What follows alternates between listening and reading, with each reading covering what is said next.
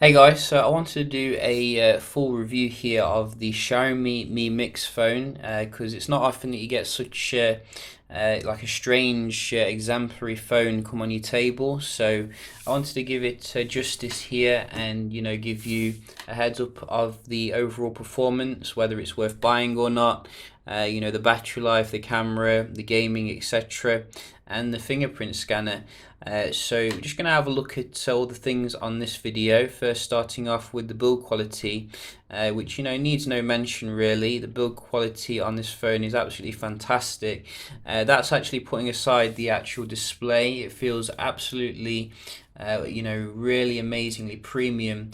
I'd say it feels literally identical to the Z5 Premium, which obviously was a big phone in itself, which had also same kind of like chrome around the edges.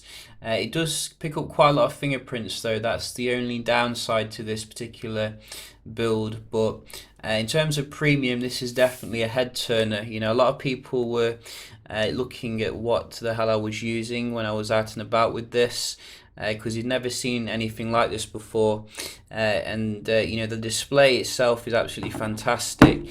The only negative I would say is that it's not 2K. It's I think full HD, about 300 ppi spread out over 6 inches. But it's not a massive deal really when you are like looking at content, etc. The text appears sharp enough, and the fact that it's going right to the border makes the actual experience absolutely epic when it comes to viewing content, like if you're on a train or something, looking at videos, etc. No other phone I think can give you the same level of immersiveness. Maybe Samsung comes close with the curved display technology, but I think this is really the star of the show here. The actual display, it gets very nice and bright as well. They've not compromised it in any other area, and the actual colors and contrasts, etc., are absolutely fantastic. I don't think it's Super AMOLED though, so you're not going to get quite that good contrast as you get with the 3T, but it's good enough basically, and high point of the device. The other thing we want to talk about is the actual performance. Typically Xiaomi makes some nice hardware, but the actual performance is lacking a little bit. And I found the performance on this one to be quite good overall. I have done some private speed tests with some other phones and found that the actual performance day to day, going back in and out of apps, etc., seems to be better than some recent Xiaomi phones. It still struggles a little bit when it comes to the memory management, particularly with heavy games. But I'm guessing that future software updates could fix that. This is a particular 4 gig RAM model. You can get the 6 gig RAM model, which can give you like a little bit better performance. Personally, I don't think there's a massive difference really. Many 4 gig RAM phones can run just as good as 6 gig RAM model if they've got good software optimization. And I've found that going in and out of stuff on here is fast enough. It's coming with the Snapdragon 821 as well, which is clocked at 2.3 gigahertz, so very nice up-to-date processor. And overall it's just a really nice performer. Overall, I wouldn't say it's the best performer. I'd say you're not going to be buying this phone for the speed alone. You're going to be buying it obviously for the form factor, but for those worried about the actual performance, you needn't be basically. I can just show you a little bit of gaming as well, which I've been doing on the device. And as I said, because of the borderless display, it is absolutely epic here in terms of really transporting you into the game. So we're just looking at real racing here with this one. Very minimal heat output as well. In terms of the speaker, we do have two grills, but it's actually just coming from this one, I think. So we'll just turn it up so you can see. It's quite easy to cover, but it's loud enough.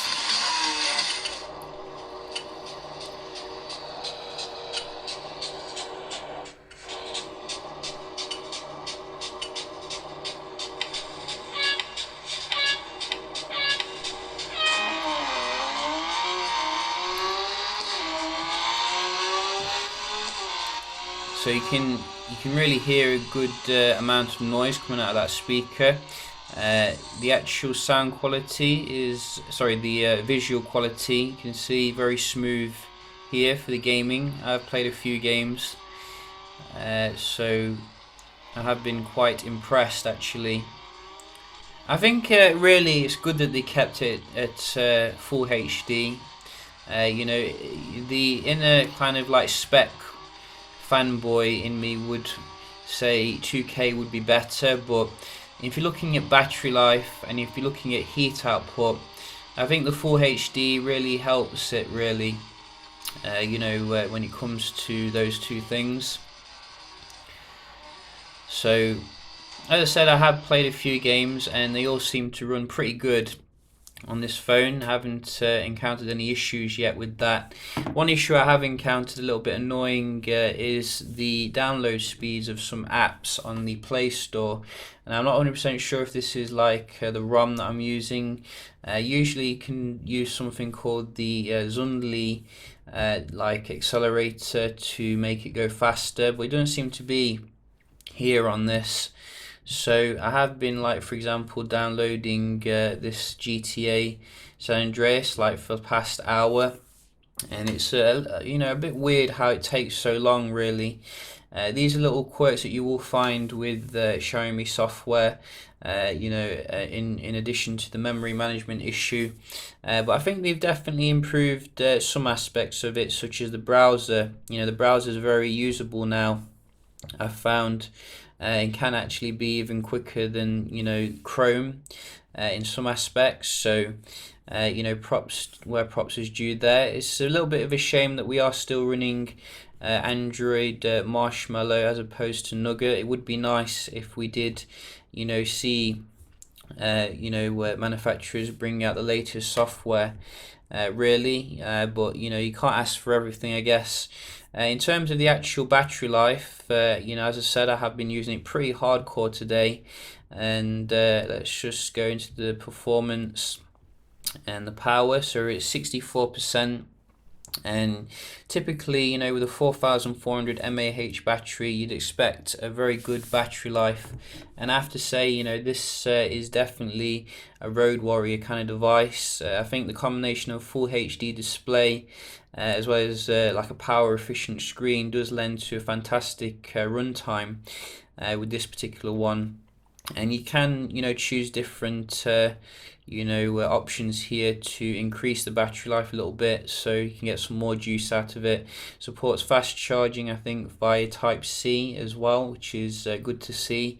So it can get you topped up pretty quickly.